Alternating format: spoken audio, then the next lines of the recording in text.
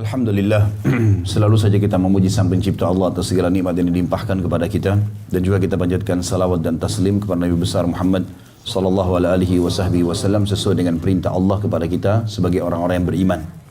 Selanjutnya saya akan jelaskan buku-buku yang kita bagi. Saya yakin insya Allah kemarin sudah terima semua ya. Jadi buku ini ada beberapa bagian. Khusus ada 5 buku kecil ini. Yang pertama itu hukum keyakinan sial terhadap sesuatu. Ini berhubungan dengan masalah akidah. Ada 5 buku berhubungan dengan masalah akidah. Kemudian ada buku apa itu bid'ah. Sesuatu yang baru dalam agama yang tidak punya dalil dalam masalah ibadah. Ini juga ada bukunya. Kemudian ada buku doa ruqyah. Ya, pengobatan nabawi dengan zikir dan doa. Untuk mengobati sihir, racun, ya, dan segala macam penyakit bisa dengan ini. Jadi kombinasikan antara ini sama bekam dan madu ini sangat sempurna. Ya. Kemudian apa itu sunnah? Ada penjelasan tentang sunnah-sunnah itu apa saja definisinya, contoh-contohnya. Dan yang terakhir adalah syarat dan rukun tauhid. Ini 5 buku berhubungan dengan masalah syahadat yang pertama sebenarnya. La ilaha illallah.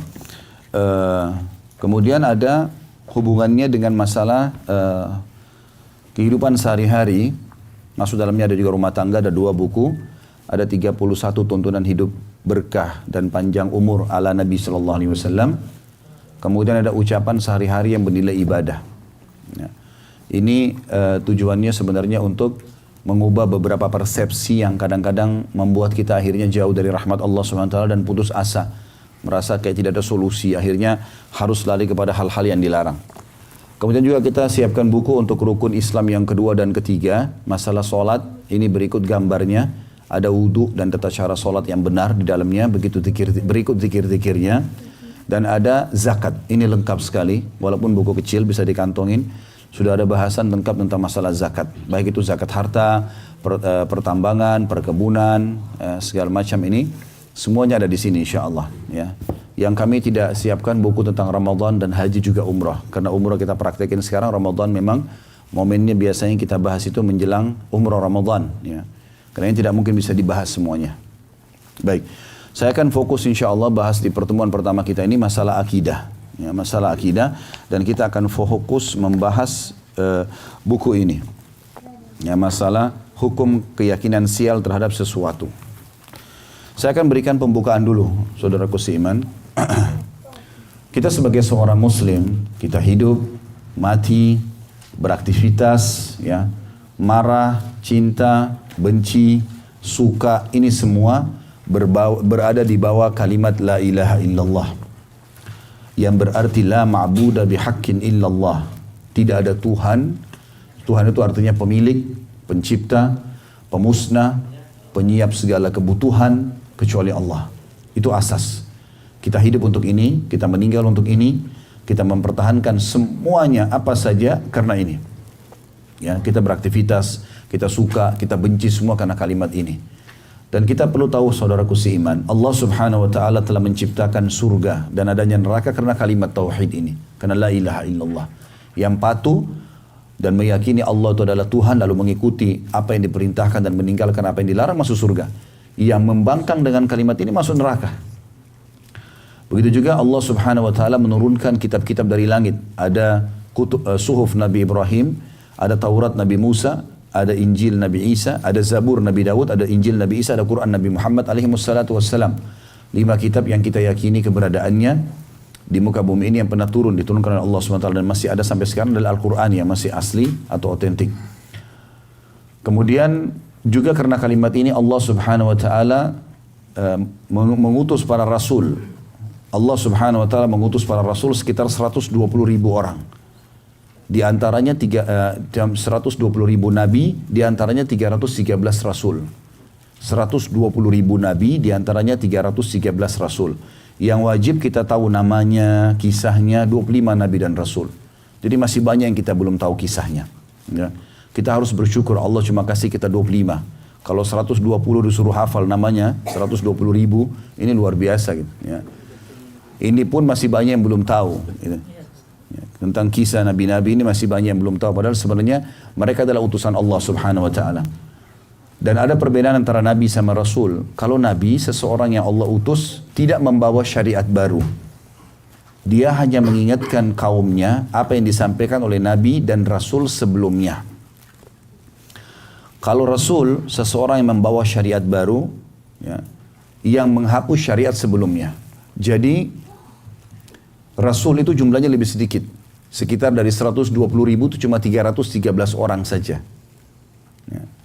Dan ini mereka membawa syariat baru. Nah, diantaranya Nabi Muhammad SAW adalah Nabi dan Rasul.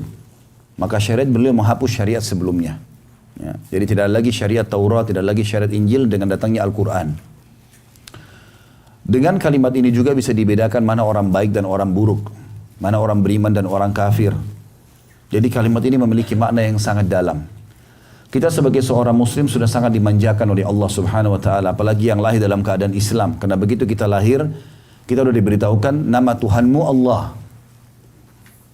Lalu kita diajarkan dengan kalimat mulia ini cara berhubungan dengan Allah. Ada solat 5 waktu, wudhu terlebih dahulu, kemudian cara solatnya ada, waktunya ada, jumlah rakaatnya, yang membatalkan, yang wajib, yang sunnah, terinci semuanya. Apa yang Allah Subhanahu wa taala inginkan sebagai pencipta sudah disampaikan semua, terinci. Beda keadaannya dengan orang-orang yang tidak beriman kepada Allah Subhanahu wa taala, mereka bingung mencari Tuhannya. Seorang ilmuwan dari barat pernah mengadakan penelitian khusus keliling dunia, dia hanya mau cari tahu tentang apa sebenarnya yang mendominasi keyakinan manusia. Itu saja. Kemudian dia mutar-mutar semua kampung-kampung desa yang dia mampu jangkau sampai kota-kota besar, lalu dia menulis kesimpulan, dia mengatakan, setelah saya kelilingi semua kota-kota dan desa serta negara ini, saya menemukan pernah ada desa atau kota atau negara yang tidak ada rumah sakitnya. Pernah saya temukan yang tidak ada desa yang tidak ada rumah, orang tinggal di pohon. Ada yang tidak ada pasarnya, ada yang tidak ada ini dan itu. Tapi saya tidak pernah menemukan desa ataupun kampung yang tidak ada tempat ibadahnya. Artinya, ada potensi orang untuk ibadah. Mungkin ada orang tidak faham Tuhannya Allah, dia lampiaskan ke pohon. Dia lampiaskan ke batu, patung. Dia lampiaskan ke gua, ke bintang, ke lautan. Maka ini semua karena mereka punya potensi itu. Tapi mereka tidak tahu siapa Tuhannya. Kita sudah diajarkan Allah itu punya Asmaul Husna. Ya, ada Al-Quran yang bisa kita baca, Allah kenalkan tentang dirinya. Kemudian juga Allah Subhanahu wa taala mengutus para rasulnya. Kita bisa mengetahui, termasuk perjalanan kita umrah ini, kita bisa melihat sendiri rumahnya Allah.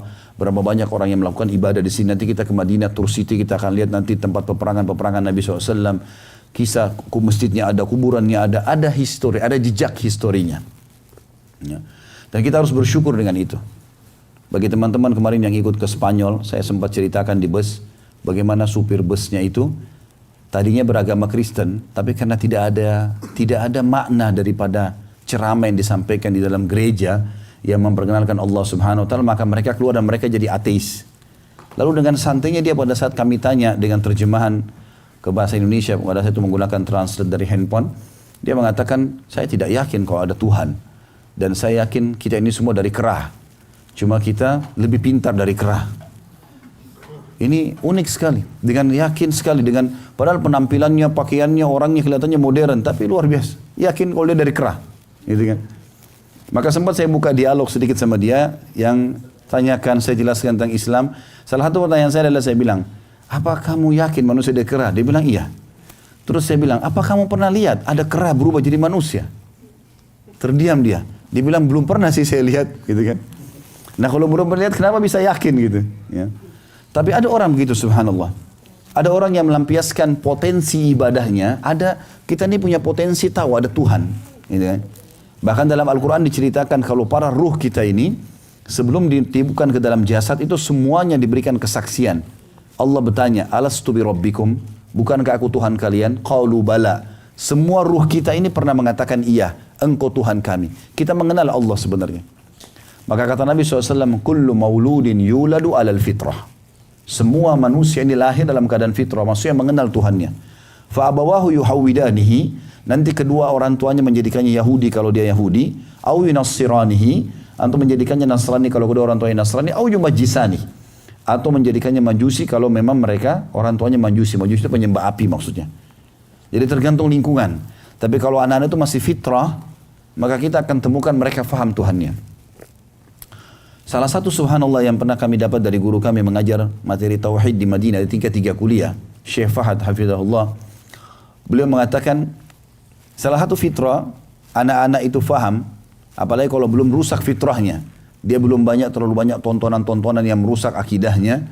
Maka kalau kita tanya di mana Allah, maka dia tunjuk ke langit fitrahnya. Allah amanahkan saya beberapa orang anak. Semua anak saya sengaja tanya di depan istri saya. Coba kita perhatikan ke anak-anak ini. 3 tahun, baru bisa bicara beberapa kata. Saya tanya, di mana Allah nak? Bahasa pun sama kami masih belum lancar. Tapi subhanallah dia tunjuk ke atas. Fitrahnya tahu kalau Tuhannya Allah subhanahu wa ta'ala ada. Tidak ada yang tidak tahu itu. Orang-orang ateis tidak meyakini ada Allah. Tapi kalau kita tanyakan kepada mereka banyak hal. Dari mana air ini? Dari mana pergantian siang malam? Dari mana buah-buahan yang tumbuh, hewan-hewan yang dengan beragam macam cirinya, khasnya, postur tubuhnya, sistem pencernaan, sistem pertahanannya. Maka mereka mengatakan itu terjadi begitu saja. Maka pertanyaannya, kalau terjadi begitu saja, apakah bangunan ini tiba-tiba bisa ada tanpa ada yang membangunnya? Lampu ini bisa nyala tanpa ada yang menyalakannya? Tidak mungkin semuanya. Pasti jawabannya mentok kepada sebuah titik, mereka sendiri bingung dengan masalah itu.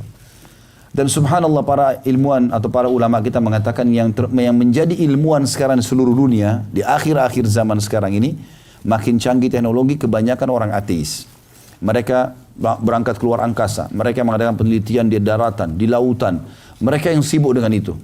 Kenapa tidak ada orang Islam atau jarang sekali orang Islam? Maka ulama memberikan gambaran, karena memang mereka belum yakin ada Tuhan Allah. Maka Allah buat mereka sibuk dengan itu. Sampai pada sebuah titik nanti mereka akan mengatakan ini aneh, ini ajaib, dan seterusnya. Supaya mereka mentok ke sebuah titik meyakini memang ada Tuhan namanya Allah. Maka kita harus bersyukur teman-teman sekalian kepada Allah subhanahu wa ta'ala, karena Allah memberitahukan tentang dirinya kepada kita. Dan kita bisa faham syariatnya. Orang muslim adalah orang yang paling rapi dari sisi kehidupan asal dia jalankan syariat Allah. Dia tahu mana makanan, mana minuman, mana pakaian, mana pergaulan, mana pendapatan yang boleh dan tidak boleh. Kita punya konsep halal, haram. Itu seperti pengawas kita. Mau makan, mau minum, mau bergaul, mau apa saja. Ini halal atau haram. Kita punya panduan. Dan ada jelaskan semua dalam Al-Quran dan Sunnah terinci dalam masalah itu. Maka seorang muslim bersyukur kepada Allah subhanahu wa ta'ala. Karena di dunia, kita sebagai orang beriman kepada Allah, kita nikmati semua apa yang dinikmati oleh orang kafir. Mereka makan, kita makan, mereka minum, kita minum, mereka punya kendaraan, kita punya kendaraan, mereka menikah, kita menikah. Tapi kita tenang dengan syariat Allah subhanahu wa ta'ala. Kita tahu mana halal, mana haram. Dan kita tahu bagaimana menuju kepada surga Allah di akhirat nanti, sementara mereka tidak punya itu. Ada seorang filosof Arab bernama Ihya Abul Maldi namanya. Orang ini selama hidupnya dia selalu menyusun syair, semuanya membantah ada Tuhan namanya Allah. Enggak ada. Ada Tuhan namanya Allah. Mana? Saya enggak lihat. Maka dia terus saja menulis syair, ribuan syair membantah ada Tuhan namanya Allah. Kemudian setelah itu, dan dia berharap dia mau menyentuh sesuatu, ya dia mau yakini sesuatu yang kelihatan, yang tidak kelihatan itu dia tidak bisa sentuh, maka dia dianggap tidak ada.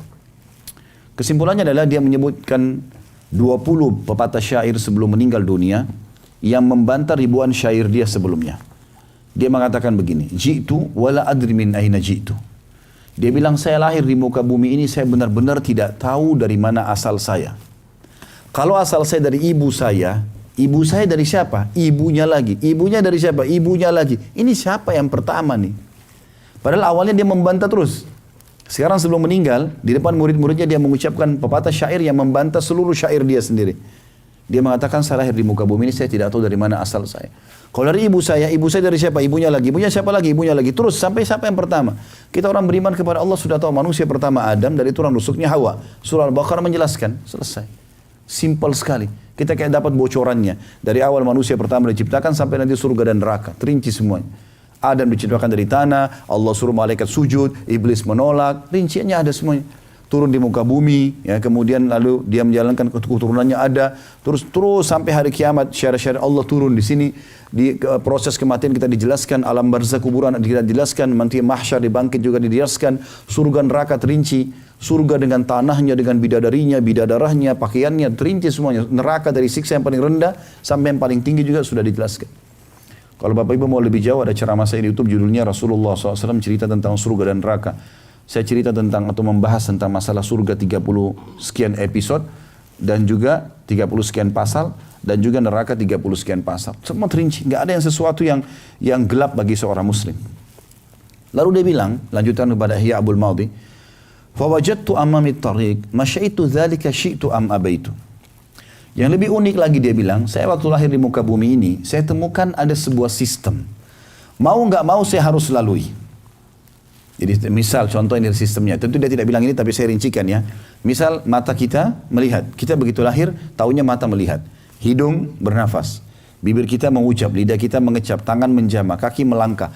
Fungsi-fungsi anggota tubuh ada, kuping mendengar. Sekarang pertanyaannya, bisa nggak kita alih fungsikan?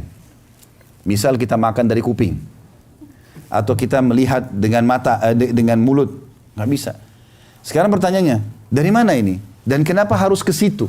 Kalau tidak ada yang ciptakan, bagaimana bisa mengerucut kepada sebuah sistem? Ada sistem yang begitu rapi. Dan kita tidak bisa nolak itu. Dia bilang apa? Saya waktu lahir di muka bumi, saya dapat sebuah sistem, saya nggak mau nggak bisa nolak. Pergantian siang malam, biar kita nggak mau malam, akan datang. Kita nggak mau siang, akan datang. Nggak bisa. Haus. Siapa yang ciptakan kita? Siapa yang ciptakan haus? Dan siapa yang mengajar kita untuk ke air? Kenapa nggak bisa selain air? Kalau kita haus makan, nggak bisa. Kita haus tidur nggak bisa, harus air. Kalau nggak mati. Siapa yang ciptakan kita? Dari mana asal muasalnya dan kenapa ini ada? Kenapa harus ada air? Kenapa harus ke sini? Kenapa enggak? Kalau kita lapar, kenapa harus makan? Minum nggak bisa, tidur nggak bisa, harus makan. Kalau kita ngantuk, istirahat, nggak bisa yang lain. Kalau kita ngantuk, kita paksakan nanti akan tergeletak, jatuh tidur, nggak bisa. Ada sistem raksasa, gitu kan? Yang luar biasa gitu. Itu baru kita bicara di diri kita manusia.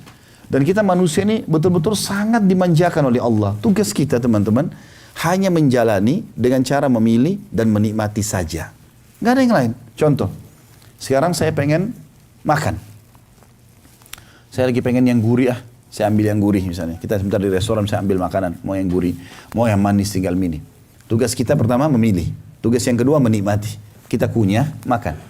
Baik, begitu masuk ke tenggorokan kita ukuran sepertiga jari saja, kita sudah tidak bisa bedakan yang mana yang manis, yang mana yang asin, yang mana yang gurih tadi. Masuk ke dalam tubuh kita ada sistem raksasa mengelola makanan tadi. Yang mana jadi energi, yang mana jadi kotoran. Kira-kira Bapak Ibu saya tanya, jujur jawab. Andai saja satu piring nasi yang kita makan dengan dagingnya, dengan lauknya. Kita tahu ada di situ bagian yang akan jadi tinja. Kotoran kita, mau dimakan nggak? Nggak kan? Tapi karena kita tidak tahu. Kita nikmati saja kan? Tapi sistem raksasa di tubuh kita, itu luar biasa. Sampai saya pernah cuplikan sendiri, para ilmuwan, dan ini ateis semuanya. Mereka mengatakan tubuh manusia ini sebuah hal alat yang luar biasa. Makanan apapun, asin, manis, pedas, panas, dingin, masuk. Ini kalau mesin rusak ini. Dari pagi sampai malam. Tapi luar biasa. Masuk dalam tubuh dan kita sudah tidak tahu apa-apa. Dan tinggal dikelola. Dan yang tidak dibutuhkan oleh tubuh, jadi bakteri, perutnya mulus. Nggak ada yang bisa tahan tuh. Harus dia buang. Iya kan? Dengan bau yang tidak nyaman. Keluar. Kalau ditahan bisa mati manusia itu. Siapa yang ciptakan kita? Siapa yang buat sistem itu sehingga yang kotor itu harus keluar? Kebelet kencing harus keluar. Padahal tadi waktu kita masukkan, baunya wangi semuanya. Jusnya enak, buahnya enak, makanannya enak. Kok ini keluar jadi nggak baik? Itu luar biasa, sistem luar biasa. Gitu kan? Ada sistem raksasa di tubuh kita yang tidak bisa orang bantah. Allah mengatakan dalam Al-Quran, wa fi anfusikum afala tubsirun. Dalam tubuh kalian sendiri, tidak kalian lihat itu? Ada keajaiban penciptaan Allah SWT di situ. Ya. Ini baru kita bicara sistem yang kecil ya. Belum yang besar. Belum perasaan-perasaan kita. Kita bisa suka, kita bisa sedih, kita bisa marah. Karena kita nggak bisa lihat itu. Dan orang-orang ateis terbantahkan dengan itu. Karena mereka menganggap mereka akan meyakini yang bisa dijama oleh tangan. Baik, sekarang kita punya rasa. Kita bisa rasakan tapi kita nggak bisa lihat kan. Sekarang kita lapar, kita suka, kita benci. Ada juga ciptaan Allah yang memang tidak kelihatan. Untuk membuktikan memang ada alam ghaib. Ya, kita bisa rasakan setiap saat. Tapi nggak kelihatan gitu kan. Maka dia bilang, lastu adri. Saya benar-benar tidak tahu. Dia bingung. Lalu dia mengatakan, atawilun hayati am qasir. Apakah hidupku masih panjang atau pendek? Lalu dia terus berkeluh kesah. Dia bilang, kalau saya mati, maka apa yang terjadi setelah kematian itu? Kemana saudara saya si Fulan? Mana tetangga saya si Fulan? Kemana mereka? Bagaimana keadaannya sekarang? Bukankah kemarin dia bercengkrama bersamaku, lalu sekarang mereka kemana? Kalau mereka hilang, apa sebabnya mereka hilang? Kalau mereka ada, di mana mereka sekarang? Orang-orang mukmin tahu ada alam barzah. Kuburan bisa jadi taman dari taman surga kena beriman atau lubang dari lubang neraka karena kufur, gitu kan? Maka dia tidak tahu itu. Lalu dia bilang, lastu adri, saya nggak tahu. Terus dia bingung. Lalu dia bilang, kalau seandainya saya berbuat kebaikan, siapa yang akan menilai itu baik dan siapa yang akan membalas itu sebagai sebuah kebaikan? Kalau saya berbuat buruk, siapa yang menilai itu buruk dan siapa yang akan menghukum saya? Lastu adri, saya nggak tahu. Terus dia bingung orang ini, gitu kan? Karena tidak punya Tuhan, dia tidak beriman kepada Allah SWT. Kita tahu mana yang halal dan kita sudah tahu ada fadilahnya. Perbuatan-perbuatan baik semuanya ada fadilahnya. Yang perbuatan haram ada hukumannya, ada ancamannya, gitu kan? Jadi kita punya panduan. Lalu orang ini meninggal dunia, terakhir kalimat yang diucapkan, amli hadza lugzun halum an la. Dia bilang, apakah teka-teki ini ada yang punya jawabannya atau tidak? Lalu dia mati dalam kondisi bingung dari mana asalnya, apa tujuan hidupnya, kemana nanti arahnya kalau dia meninggal, ya, apalah segala macam kebingungan. Kita orang beriman, alhamdulillah sangat dimanjakan oleh Allah SWT. Sudah ada semuanya. Tinggal kita jalankan dan nikmati saja. Dunia didapatkan, akhirat didapatkan. Maka ini pembukaan dalam masalah akidah yang akan kita sampaikan. Allah Subhanahu Wa Taala telah memudahkan urusan kita dengan sejelas-jelasnya. Halal haram jelas semuanya. Hanya saja ada sebagian orang, dan ini salah satu hal yang diharamkan oleh Allah Subhanahu Wa Taala, yang dilarang adalah yang bisa merusak akidah kita, keyakinan kepada Allah, adanya tatayyur namanya. Tatayyur itu seperti menggantungkan nasib pada benda atau menganggap sial, ya, menganggap sial. Dan ini biasanya ada tradisi-tradisi yang kita bawa yang akhirnya bertolak belakang dengan hukum Allah Subhanahu Wa Taala. Ingat, kita tidak kenal dalam Islam namanya tempat sial, ya, atau waktu yang sial. Bahkan Nabi SAW mengatakan di dalam hadis yang sahih, Allah Subhanahu Wa Taala berfirman hadis qudsi, la tasubbud dahar fa innid dahar.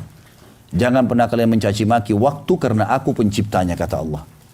Kita tahu dalam Islam ada hari Jumat lebih baik daripada hari yang lain, tapi tidak ada dalam Islam hari sial, tidak ada. Ya, saya pernah begitu waktu di Makassar itu hari. Kebetulan ayah saya punya klinik dan saya waktu itu masih di Makassar mungkin sekitar 15-16 tahun yang lalu.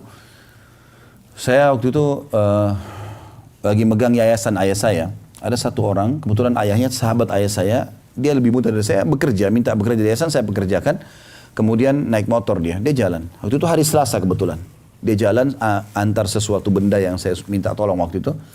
Waktu dia lama nggak balik-balik 2 jam. Waktu dia balik ternyata dia luka-luka, tabrakan, lalu orang yang nabrak sama dia dibawa ke klinik, lalu kemudian dia ceritakan lagi saya bilang baiklah, diobatinlah, kami gantikan biaya motornya. Sementara proses itu, rupanya ada beberapa orang suster di rumah sakit itu, tapi agak jauh, saya cuma dengar mereka berbisik-bisik. Itu kan karena hari Selasa. Begitu kan? Saya angkat suara saya, emang kenapa hari Selasa? Loh, Ustadz belum tahu. Enggak, kenapa? Hari Selasa kan hari sial. Jadi kalau terjadi apa-apa hari Selasa berarti sial. Ini nggak benar. Nggak ada hubungannya sama sekali. Sama sekali nggak ada hubungannya. Semua hari dan waktu baik. Ada yang lebih baik, iya. Tapi nggak ada yang sial. Nggak ada yang sial. Ini perlu digarisbawahi. Ya. Dan Indonesia banyak sekali. Nanti kita berikan contoh-contohnya dalam buku ini. Termasuk yang sering diyakini adanya suara burung hantu berarti ada yang mau meninggal. Ya. Kebetulan burung hantunya ada di situ. Ya. Kemudian mungkin dia panggil pasangannya yang betina, bukan ada orang meninggal. Tapi orang begitu. Ya, karena digambarkan di film begini, kalau burung hantu itu begini dan begitu. Ya, macam-macam.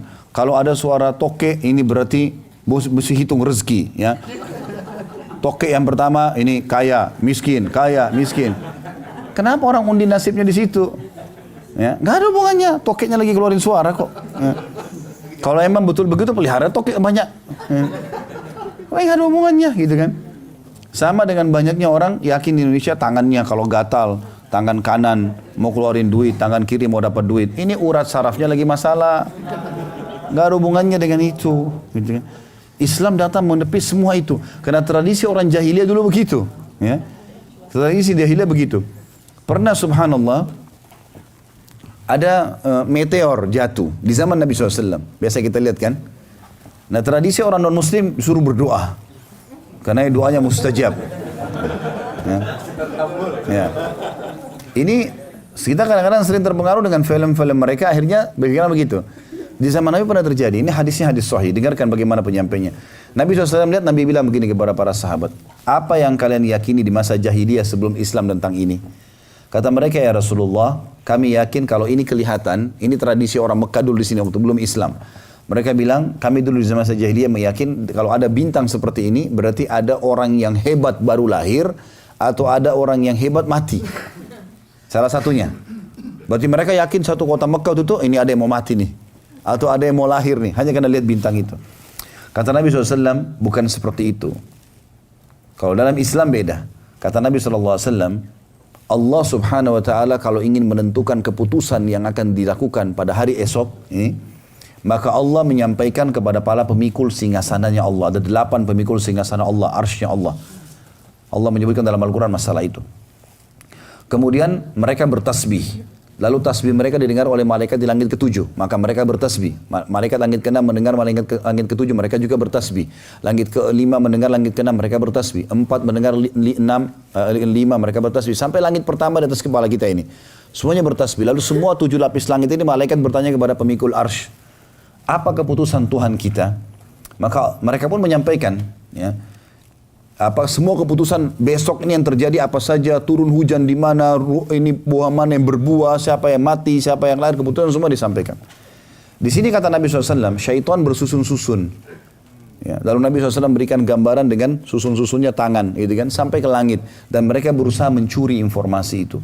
Maka mereka menemukan di langit-langit itu, para malaikat memanah mereka dengan panah-panah api. Dan salah satu fungsi bintang-bintang, Allah sebutkan dalam Al-Quran, dikatakan rujuman lisyayatin. Itu untuk rajam bagi syaitan-syaitan. Ya. Jadi kalau teman-teman baca a'udzubillahi minasyaitonir rajim. Saya berlindung kepada Allah dari syaitan yang rajim. Rajim artinya dipanah dengan panah api. Ya. Jadi dia itu kalau kita diganggu syaitan kita baca itu dia lagi dipanah. Dia ganggu lagi kita baca lagi dipanah. Jadi dia dimatiin sebenarnya, gitu kan. Di Indonesia diterjemahkan dengan terkutuk ya. Sebenarnya dia bukan terjemahan lebih tepat itu rajim ya rajam, yang terajam. Dilempar dengan panah-panah api gitu. Nah, kata Nabi SAW, maka banyak di antara mereka yang terbakar, ada juga di antara mereka yang lolos. Tapi informasinya sudah terputus-putus, sepotong-sepotong. Lalu mereka kembali kepada dukun-dukun mereka, partner mereka dari manusia, lalu mereka menyampaikan. Dan ketahuilah, kata Nabi SAW. Ini saya yakin kalau hadits ini dukun-dukun tahu, mereka berhenti. Gitu kan. Apa kata Nabi SAW? Dan ketahuilah, dari 100 informasi yang disampaikan oleh jin tersebut, syaitan tersebut, ya 99 dusta. Jadi cuma satu bohong, satu benar. Itu pun kalau benar, bukan karena mereka benar, karena mereka curi informasi. Kita orang Islam tahu masalah itu. Jadi tidak ada istilahnya. Makanya Nabi SAW bilang, siapa yang mendatangi dukun, peramal, penyamun, penyihir, bertanya saja. Cuma tanya, coba tebak nasib saya, tebak garis tangan saya, ini segala macam. Tidak diterima sholatnya 40 hari. Begitu hadisnya. Nanya saja nggak boleh. Lalu kata Nabi SAW, siapa yang datang kepada dukun, peramal, penyamun, penyihir, bertanya dan percaya, dia telah kufur kepada apa yang diturunkan kepada Muhammad SAW. Nggak boleh. Sama sekali nggak boleh. Karena kita sudah punya wahyu dari langit turun, Al-Quran lengkap, 30 juz. Hadis Nabi banyak, contoh-contoh dalam kehidupan banyak. Kita nggak perlu datang kepada mereka. Mereka itu penipu-penipu manusia. Karena di muka bumi ini cuma ada 2 jalan. Nggak ada jalan yang ketiga. Pilih, harus dipilih. Satu benar, satu salah. Yang benar jalannya Allah. La ilaha illallah. Tuhan kita. Juru bicaranya Allah yang menyampaikan apa yang Allah inginkan para nabi dan rasul. Yang menyampaikan apa yang nabi dan rasul sampaikan para ulama dan dai. Kita kalau belajar sama mereka, diajar pada hukum Allah, ujung-ujungnya surga. Ini jalan yang benar. Yang kedua jalannya syaitan. Syaitan, iblis, juru bicaranya dukun, peramal, penyamun, ahli maksiat. Kita kalau mereka dipondok ke jalan syaitan dan pasti ke neraka. Nggak ada jalan lain. Maka seorang muslim harus jelas hidupnya. Jalannya Allah atau jalan syaitan. Nggak ada yang lain gitu. Maka ini semua teman-teman sekalian harus difahami. Ya, mirip juga dengan keyakinan kita, mata atasnya kedap-kedip, mau senang, di bawah mau sedih. Ini nggak boleh semua ini. Atau kalau kupingnya goyang-goyang apa, Allahu alam. Ya. Nanti dengar suara jengkrik, dengar ini, macam ini semua tatayur namanya. Tidak dibolehkan dalam Islam. Dan ini kita akan bahas pada kesempatan sekarang, hukum keyakinan sial terhadap sesuatu. Ya. Saya akan bacakan teman-teman buku ini supaya ada rujukannya. Kita akan mulai di halaman 9, karena dia di halaman 1 sampai 8 itu masih ada daftar isi dan seterusnya. Langsung kita masuk ke Islam adalah agama tauhid, agama mengesahkan Allah. Kata penulis di sini ditulis oleh Abdurrahman Hasan Balfas di sini ya, LC. Dia mengatakan Islam merupakan agama yang memerintahkan pemeluknya untuk beribadah kepada Allah saja. Allah Subhanahu wa taala berfirman dalam surah Az-Zariyat ayat 56, A'udzubillahi minasyaitonirrajim wa ma khalaqtul jinna wal insa illa liya'budun. Aku tidak menciptakan jin dan manusia kecuali untuk beribadah kepadaku. Dan makna ibadah tunduk dan patuh, ya. Allah Subhanahu wa taala juga berfirman dalam surah Al-Bayyinah ayat 5, A'udzubillahi minasyaitonirrajim wa ma umiru illa liya'budullaha mukhlishina lahud-din hunafa'a wa yuqimus salata wa yu'tuz zakata wa dzalika dinul qayyimah. Padahal mereka hanya diperintahkan untuk menyembah Allah dengan ikhlas mentaatinya semata-mata karena menjalankan agama dan juga agar melaksanakan sholat dan menunaikan zakat, dan yang demikian itu adalah agama yang lurus. Inilah agama Islam yang diridhai Allah Subhanahu wa taala, yang satu-satunya agama yang diterima oleh Allah Subhanahu wa taala, agama yang berlandaskan tauhid dan melarang pemeluknya berbuat syirik, menyekutukan Allah Subhanahu wa taala dalam segala bentuk ibadah.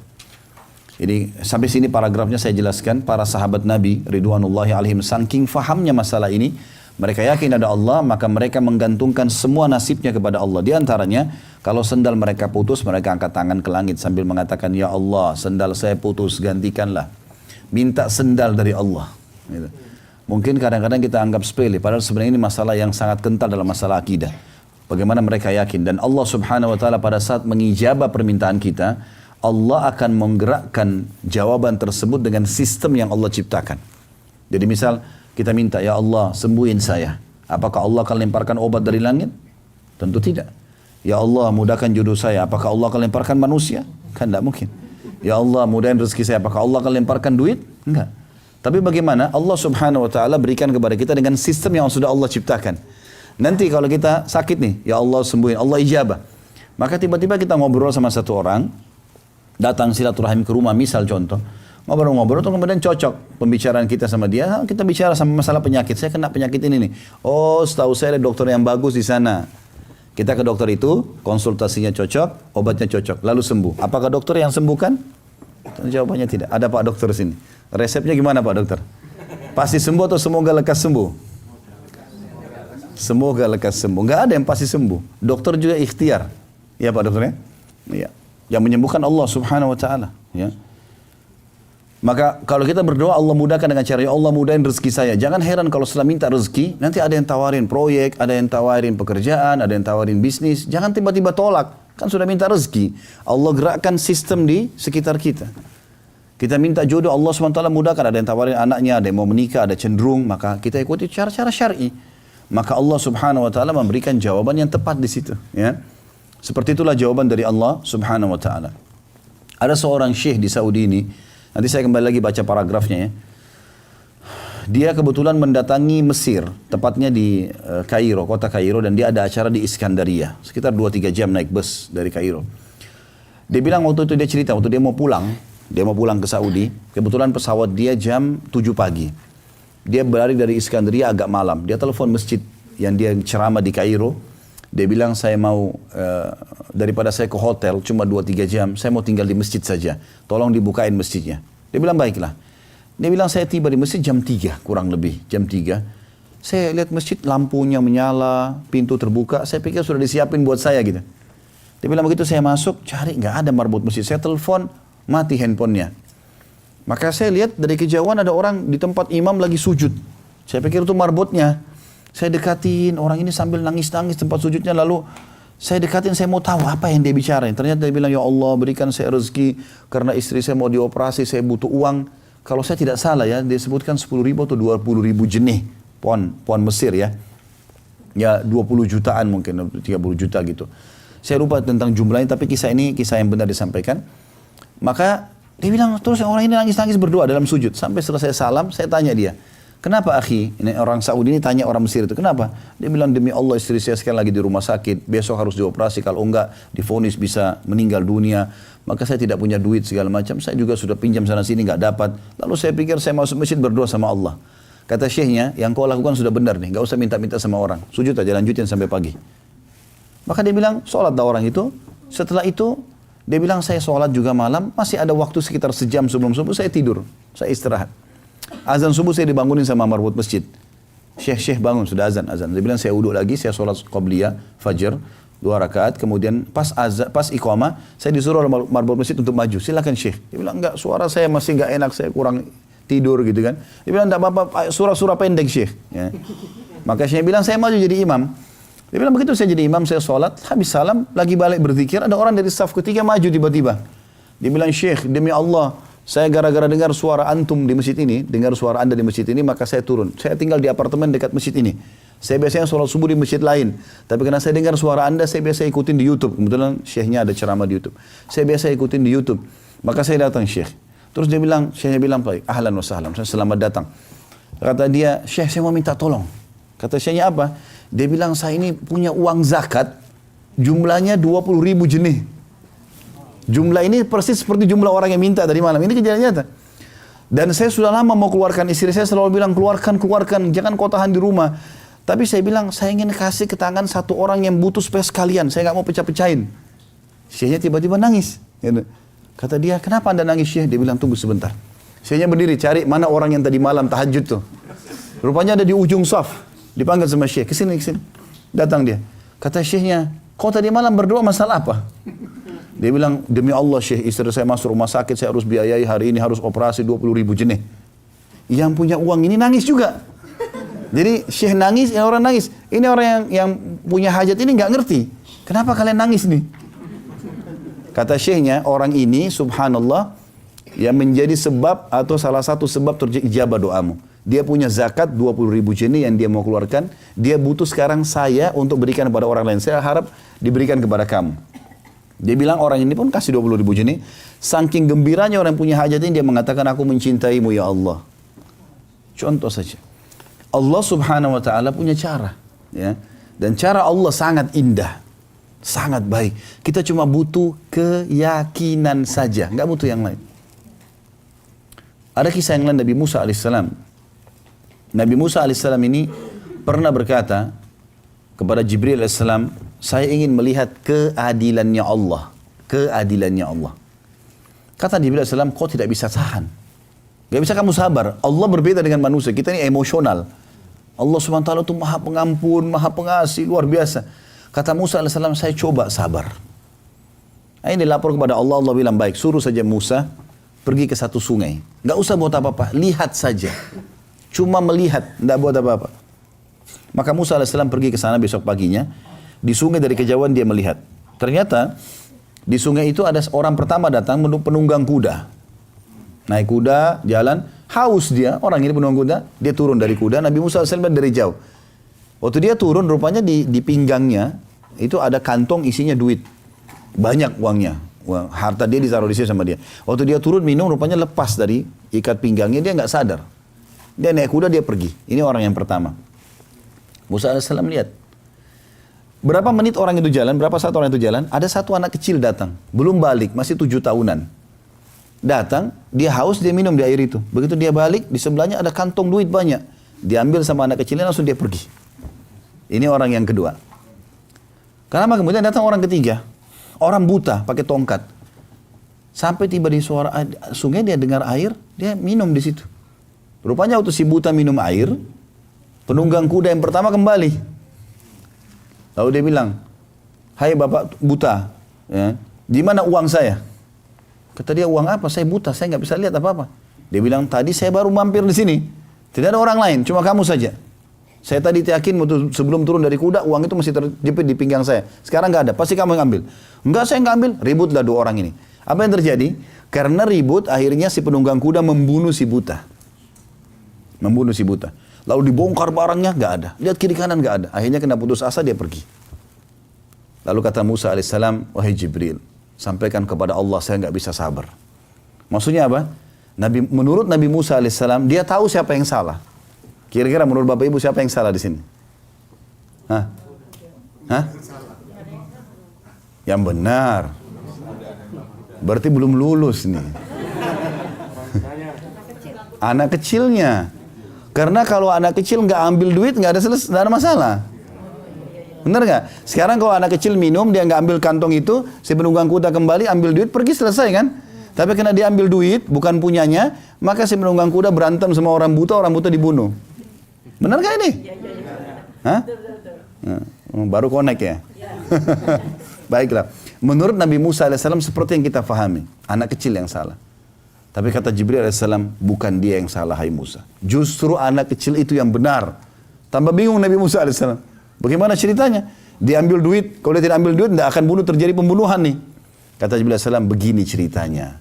Ini kisah yang luar biasa. Apa kata Jibril AS? Begini ceritanya. Ini anak kecil punya ayah. Ayahnya dulu pegawainya si penunggang kuda. Dan dia pernah kerja sekian tahun, pernah ada haknya tidak dikasih oleh penunggang kuda itu. Jumlahnya seperti itu.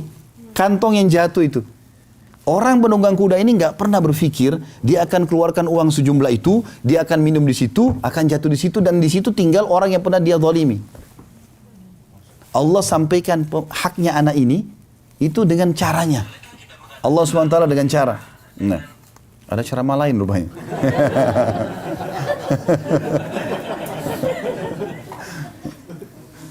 Baik. Jadi akhirnya Nabi Musa AS mengatakan, baiklah, saya sudah faham sekarang. Berarti anak itu ambil haknya dari si penunggang kuda karena ayah ditolimi. Apa dosanya si buta? Kata Jibril AS, ini ayahnya anak ini, setelah dia keluar dari tempat kerja si penunggang kuda kena zalim, dia pernah kerja juga di tempatnya si buta. Orang ini dulu tidak buta. Orangnya tidak buta. Tapi dia zalim kepada ayah ini sampai dia bunuh ayahnya anak ini. Jadi si buta itu pembunuh ayahnya anak ini. Maka Allah memberikan hak anak ini dari orang yang pernah ambil hak harta orang tuanya, dan Allah bunuh pembunuh ayahnya di tangan orang zalim. Tangkap kisahnya. Begitu caranya Allah. Jadi kalau kita dizalimi oleh muka bumi, tenang aja. Tenang aja. Artinya kita bisa nut hak kita, tapi teman-teman sekalian, Allah punya cara. Allah itu sifatnya maha melihat, maha mengetahui, maha kuasa, maha keras siksanya, maha luas rahmatnya. Luar biasa. Orang beriman kepada Allah SWT beda. Ya. Baik, kita lanjutkan sekarang. Allah Subhanahu wa taala juga berfirman dalam surah An-Nisa ayat 36, A'udzubillahi minasyaitonirrajim wa'budullaha wa la tusyriku bihi syai'a. Sembahlah Allah saja dan jangan kalian menyekutukannya dengan sesuatu apapun. Sekutu maksudnya mempartnerkan Allah. Ya. Ingat orang-orang Mekah di sini teman-teman, orang Quraisy dulu, Abu Jahal, Abu Lahab, itu semua beriman ada Tuhan namanya Allah loh. Mereka itu tahu Ka'bah rumahnya Allah. Kejadian Abraha yang dihancurkan di Ka'bah sini, itu disaksikan oleh Abu Jahal, disaksikan oleh Abu Sufyan, disaksikan oleh tokoh-tokoh Mekah. Dan mereka tahu pasukan Allah yang datang itu burung yang menghancurkan Abraha, mereka tahu. Sampai mereka namakan tahun itu tahun gajah. Dan tahun itu lahir Nabi Muhammad SAW. Gitu kan? Mereka tahu Allah, tapi mereka syirik, menyekutukan Allah. Mereka datangkan patung, lalu mereka bilang ini perantara antara kami sama Allah. Gara-gara itu Allah cap mereka syirik. Allah nggak butuh perantara. Nggak butuh. Allah SWT ajar kepada kita. Kalau kita sedang bertawassul menjadikan orang-orang yang masih hidup, orang tua kita yang masih hidup, guru kita yang saleh atau salehah, kita bilang doakan saya, misalnya teman kita, itu nggak masalah. Tapi kalau orang sudah mati, nggak boleh lagi. Kan? Banyak orang begitu di Indonesia ya. Iyyaka na'budu wa iyyaka nasta'in. Hanya kepadamu kami menyembah, hanya kepadamu kami minta tolong. Begitu habis sholat, pergi kuburan sebelah masjidnya minta-minta. Mana komitmen tadi pembahasa kamu yang mengatakan hanya kepadamu ya Allah, hanya kepadamu, kan gitu. Maka ini harus diluruskan semuanya. Makanya tidak boleh ada syirik. Tidak boleh menyekutukan Allah SWT. Allah tidak suka dengan syirik ini. Mempartnerkan Allah bahaya sekali. Kita tahu kasus-kasus bencana terjadi di Indonesia sudah tahu tentang masalah syirik ya. Sampai informasi, kasih sesajen di lautan lah, kasih segala macam, di gunung, di bawah ini, bangun rumah, pasang tanduk sapi, apalah segala macam. Ini khurafat, gak ada dalam Islam, sama sekali. Sama sekali. Mau pergi perang harus pakai ilmu kebal. Nabi SAW tidak pernah satu kali pun buat kain, tulis-tulis, lalu suruh sahabat pakai supaya kau kebal ya. Enggak, motivasinya mati. Kejar surga, mati syahid. Gitu kan. Jadi sahabat semangatnya mati, bukan semangatnya kebal. Tapi di Indonesia ilmu kebal itu kayak bagian daripada Islam, harus belajar. Ini apalagi harus pakai jin, pakai siram air di malam ini dan segala macam. Jadi masalah semua ini.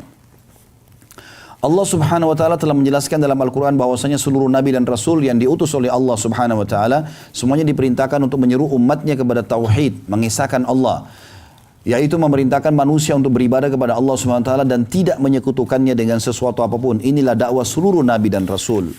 Ya. Allah Subhanahu wa taala berfirman dalam surah An-Nahl ayat 36, A'udzubillahi minasyaitonir rajim, wa laqad ba'atsna fi kulli ummatin rasulan an ibudullaha wajtanibut taghut. Dan sungguh kami telah mengutus seluruh seorang rasul untuk setiap umat untuk menyerukan sembahlah Allah dan jauhilah tagut. Tagut artinya semua yang disembah selain Allah. Pohon kah, batu kah, jimat, apa saja namanya tagut. Allah SWT tidak butuh partner. Ya. Rasulullah SAW bersabda dalam sebuah hadis yang sahih riwayat Bukhari nomor 3443 dan Imam Muslim nomor 2365, al-anbiya'u ikhwatun li'allatin ummahatuhum syatta wa dinuhum wahid. Para nabi-nabi bersaudara seayah, beda ibu dan agama mereka satu. Artinya semua nabi-nabi sama. Ya. Nabi Isa AS pun tidak pernah minta agar dia disembah. Dalam surah Al-Ma'idah nanti Nabi Isa datangkan hari kiamat lalu ditanya oleh Allah, "A'anta qulta lin-nasi ittakhiduni wa ummi ilahaini min dunillah?" Hai Isa, apa kau berkata kepada pengikutmu agar jadikan aku dan ibuku sebagai Tuhan sekutu, ya partner selain Allah? Maka Nabi Isa mengatakan, ya tidak pernah ya Allah. Ma qultu lahum illa ma amartani bihi bi an ibudullah wa yajtanibut tagut. Engkau hanya memerintahkan aku hanya mengajak mereka apa yang engkau perintahkan kepadaku untuk mengucapkan kepada mereka sembahlah Allah dan tidak ada ya dan jauhilah semua sesembahan selain Allah gitu kan. Dan engkau menjaga mereka selama aku ada, aku menjadi penjaga mereka, selama aku tidak ada maka engkau jadi penjaga mereka. Seperti itulah. Jadi Nabi Isa AS pun menolak nanti hari kiamat pengakuan orang-orang Nasrani mengatakan Allah punya anak. Kemudian agama mereka satu tapi syariat mereka berbeda-beda. Jadi hukum Allah Subhanahu wa taala berbeda-beda tergantung zaman dan masa pada saat itu, ya. Allah SWT berfirman, di kullin ja'alna minkum syir'atan wa minhaja. Untuk setiap umat di antara kamu kami berikan aturan dan jalan yang terang. Inilah inti dari ajaran Islam dan ajaran seluruh nabi dan rasul, yaitu tauhid. Kita masuk sekarang ke hukum meyakini sial terhadap sesuatu dalam pandangan Islam. Di zaman sekarang, zaman yang sudah sangat maju pesat, namun entah kenapa, khurafat-khurafat atau dongeng-dongeng yang tidak masuk akal jahiliyah masih ada diadopsi oleh sebagian kaum muslimin sekarang. Walaupun mereka sudah menyandang pendidikan tinggi, keyakinan ini tercermin dari ungkapan mereka yaitu kalau ada burung gagak atau hantu tandanya akan ada yang meninggal. Kalau nabrak kucing pasti akan ditimpa kesialan. Ya, padahal tidak ada hubungannya sama itu. Kalau tabrak kucing ya sudah, orang tabrak bukan sengaja gitu kan. Kalau dia sengaja dia berdosa, kalau tidak sengaja sudah selesai. Tapi dia dihantui dengan perasaan-perasaan ketakutan 3 hari dalam kondisi tidak tenang, nanti akan tabrakan juga, nanti akan begini, semua tidak ada. Kalau menikah di bulan Muharram pernikahannya tidak bahagia, ya. Atau 13 itu angka sial. Anak yang lahir tanggal 13 akan sial. Kalau anak sakit-sakitan itu disebabkan kesialan nama anak tersebut, maka harus diganti dan lain-lain yang menunjukkan keyakinan tentang sial. Jadi tidak benar itu ya. Oh namanya anak ini berat, maka karena itu dia sering sakit, gantikan namanya saja. Itu enggak benar. Semua itu enggak ada.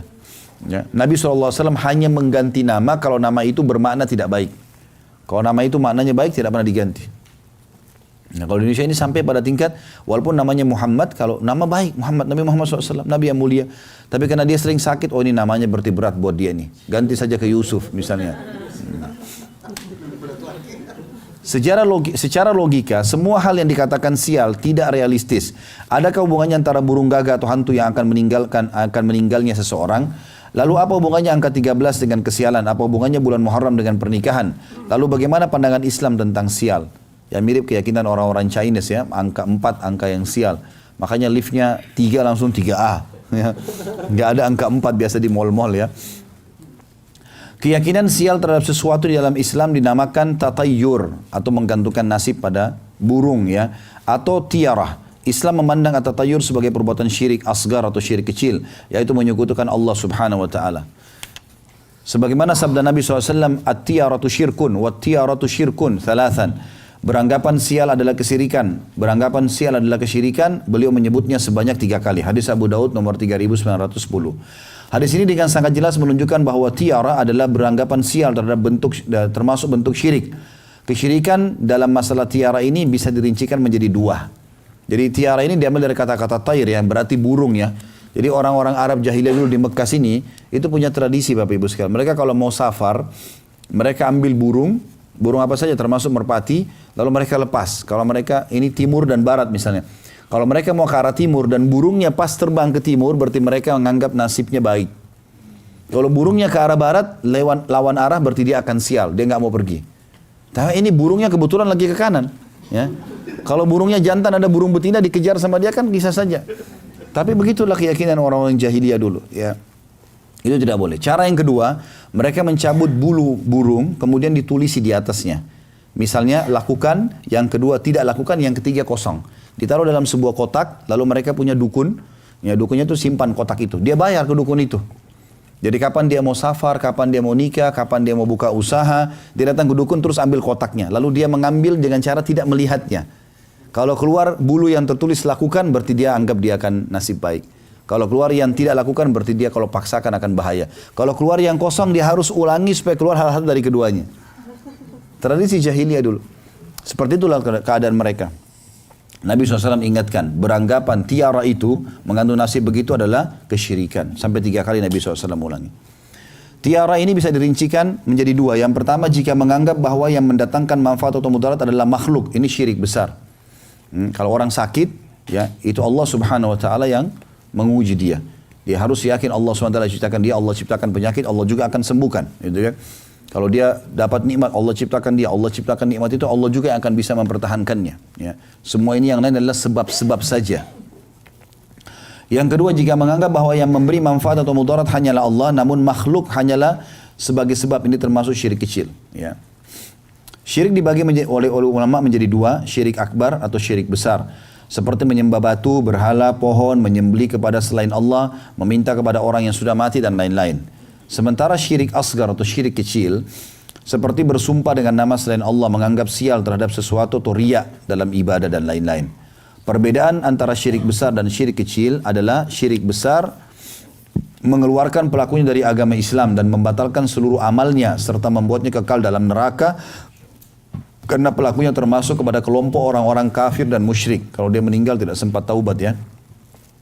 Adapun syirik kecil maka tidak mengeluarkan pelakunya dari agama Islam dan tidak membuatnya kekal dalam neraka karena pelakunya masih tetap dikategorikan seorang muslim. Syirik merupakan dosa yang paling besar, bahkan pelakunya tidak diampuni oleh Allah Subhanahu wa taala apabila dia mati dalam keadaan tersebut dan belum sempat bertaubat kepada Allah Subhanahu wa taala. Allah sebutkan dalam surah An-Nisa ayat 48. A'udzu billahi minasyaitonir rajim. Innallaha la yaghfiru an yushraka bihi wa yaghfiru ma duna dzalika liman yasha'. Sesungguhnya Allah tidak akan mengampuni dosa karena mempersekutukan Allah atau syirik, dan dia mengampuni apa atau dosa yang selain syirik itu bagi siapa yang dia kehendaki. Tatayur atau keyakinan sial terhadap sesuatu berasal dari kata tayr yang artinya burung. Sebab penamaan tersebut sebagaimana dijelaskan oleh Ibnu Qayyim yang wafat tahun 751 Hijriah, rahimahullah, beliau berkata, dahulu mereka suka menerbangkan atau melepas burung. Jika burung itu terbang ke kanan, maka mereka menamakannya dengan sanih. Bila burung itu terbang ke kiri, maka mereka menamakannya barih. Kalau terbangnya ke depan dinamakan natih, dan manakala ke belakang, maka mereka menamakan qa'id. Sebagian bangsa Arab menganggap sial dengan tarih atau barih, terbang ke arah kiri, ya. Dan menganggap mujur dengan sanih atau burung yang terbang ke arah kanan. Dan ada lagi yang beranggapan atau pendapat yang lain. Tatayur juga atau merasa sial tidak terbatas hanya pada terbangnya burung, tapi pada nama-nama, bilangan, angka, orang-orang cacat dan sejenisnya. Semua itu diharamkan dalam syariat Islam dan dimasukkan dalam kategori perbuatan syirik oleh Rasulullah SAW.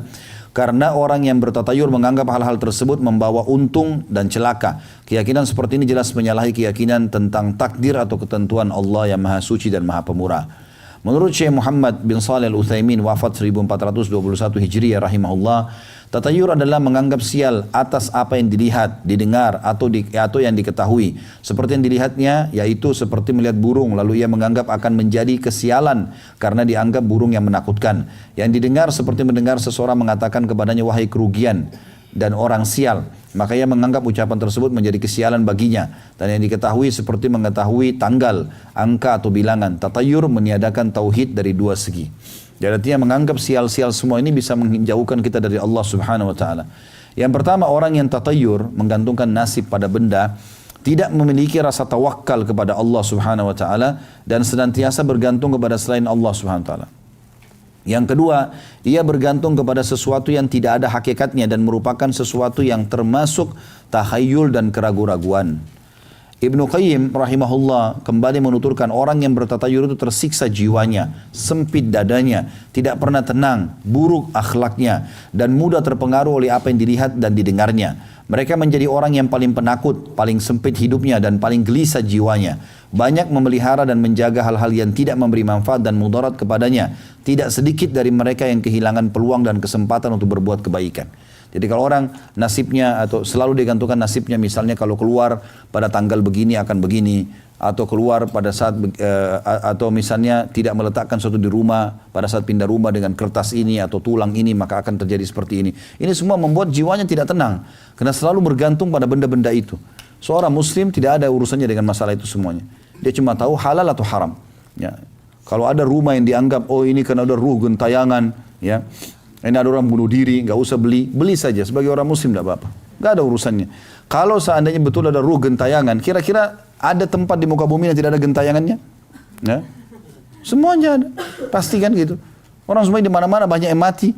Dulunya ada sebuah tempat pembantian massal mungkin di zaman Belanda, sekarang sudah jadi jalan raya. Apa hubungannya? Nggak ada hubungannya sama sekali. Ya, nggak ada hubungannya sama sekali nggak ada hubungannya. Jadi kalau ada yang menganggap ini rumah sial, ini rumah begini dan begitu, itu tidak benar semuanya. Tidak benar. Masalah kasusnya sederhana. Halal atau haram. Kalau uangnya haram biar mewah, panas. Nggak bisa kita tinggal di sana. Susah. Uangnya halal biar gubuk jadi enak. Konsepnya sederhana. Gitu kan. Nggak ada sama sekali. Dan syaitan suka menggoda manusia. Dia menunggangi rasa takut kita. Kalau kita lewat di rumah, ada orang benar bunuh diri di situ. Misal, kita lewat pagarnya rumah itu 10 meter. Maka kalau kita lewat, syaitan di situ akan kerumun. Mengatakan tuh ada perempuan yang gantung diri, rambutnya panjang, matanya belalak, darah dari mulutnya. Kalau kita ketakutan, balik ke sana lihat betul nanti itu. Yang lihat hanya orang takut, syaitan yang menjelma. Tapi kalau kita tidak takut, walaupun kita merinding, a'udzubillahi minasyaitonirrajim. Nggak ada lihat apa-apa. Yang takut saja yang melihat. Itu permainan syaitan. Ini disebutkan dalam surah Jin.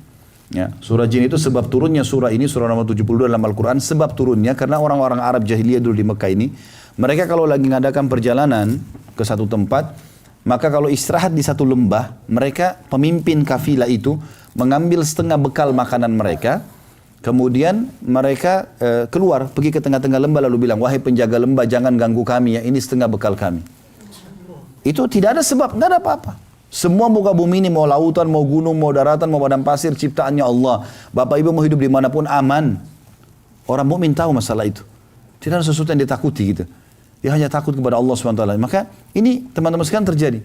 Maka Allah SWT mengatakan tentang jin-jin di sekitar lembah itu, fazaduhum rahaqa. Maka jin-jin dan syaitan di lembah itu makin mengerjai mereka. Jadi sebenarnya tergantung kita saja. Gitu kan? Kalau kita takut-takutin diri kita, maka akan jadi seperti itu.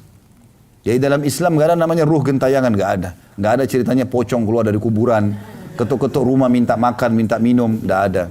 Itu khurafat, dusta semua, nggak ada. Kalau begitu pastilah orang tua kita datang, ya ketuk-ketuk minta makan, minta minum. Orang mati nggak butuh makanan lagi. Mereka sudah di alam barzah, seorang mukmin tahu konsep itu. Di alam barzah tidak ada lagi makan, tidak ada minum, mereka tinggal menunggu hari kebangkitan. Cuma jadi taman dari taman surga, lubang dari lubang neraka. Ada bahasan panjang masalah itu, masalah kuburan. Ada saya sudah jelaskan di YouTube, Bapak Ibu bisa ikuti insya Allah. Selama di sini juga bisa diikutin kalau ada berhubungan dengan masalah itu di YouTube.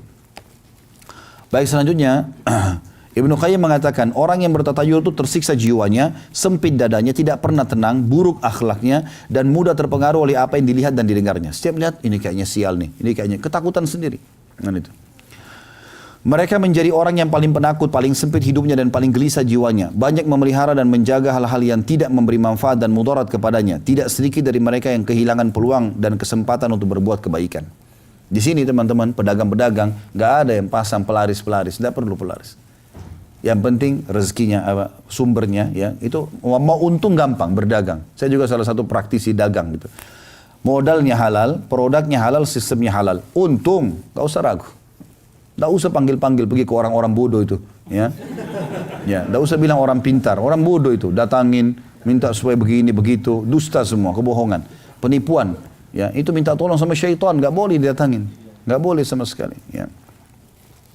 Dari apa yang disabdakan oleh Nabi SAW dan apa yang dijelaskan Ibnu Qayyim rahimahullah dan juga dari Syekh Utsaimin telah jelas bagi kita bahwasanya tatayur atau menganggap siap terhadap sesuatu merupakan perbuatan syirik dan keyakinan orang-orang jahiliyah yang telah dihapus oleh agama Islam.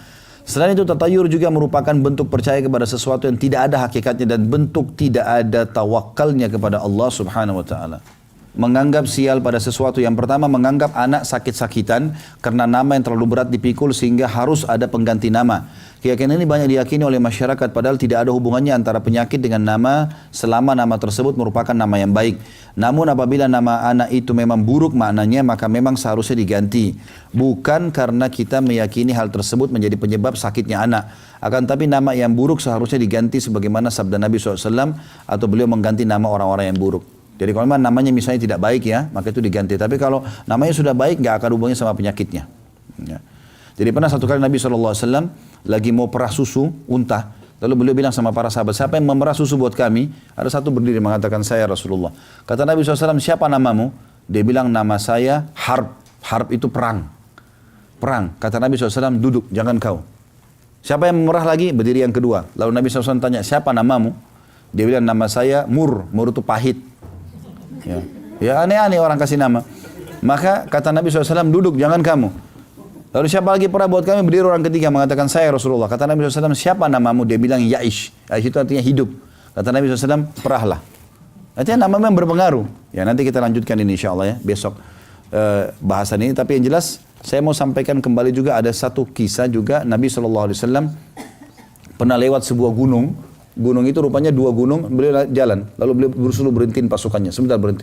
Siapa yang tahu nama dua gunung ini? Ada sahabat yang katakan, saya Rasulullah. Yang sebelah kanan anda namanya Fadih. Fadih itu pembongkar aib. Ya. Lalu orang itu bilang, yang sebelah kiri anda namanya Mukhzi, penghina. Kata Nabi SAW, jangan lewat di sini, cari jalan lain. Jadi memang nama itu punya pengaruh. Tapi kalau nama itu tidak baik. Tapi kalau dasar itu namanya baik, misalnya ada orang namanya Muhammad tadi saya bilang, lalu dia sakit-sakit, nggak ada hubungannya dengan itu, karena Muhammad namanya baik, gitu kan? Allahu a'lam. Ini bahasan kita insya Allah, kita lanjutkan lagi besok, masih bahasan yang sama, dan saya akan hubungkan besok dengan masalah ruqyah ya, ruqyah syariah insya Allah kita akan bahas besok, tentang masalah pengobatan sihir, ain dan seterusnya, masih berhubungan dengan masalah bahayanya syaitan ini, ya. Insya Allah kita ketemu lagi, dan masih lanjutkan taklimnya, buku-buku masih ada kita bahas di Madinah nanti. Begitu saja, subhanakallahumma bihamdika, asyhadu an la ilaha illa anta astaghfiruka wa atubu ilaik. Wassalamualaikum warahmatullahi wabarakatuh.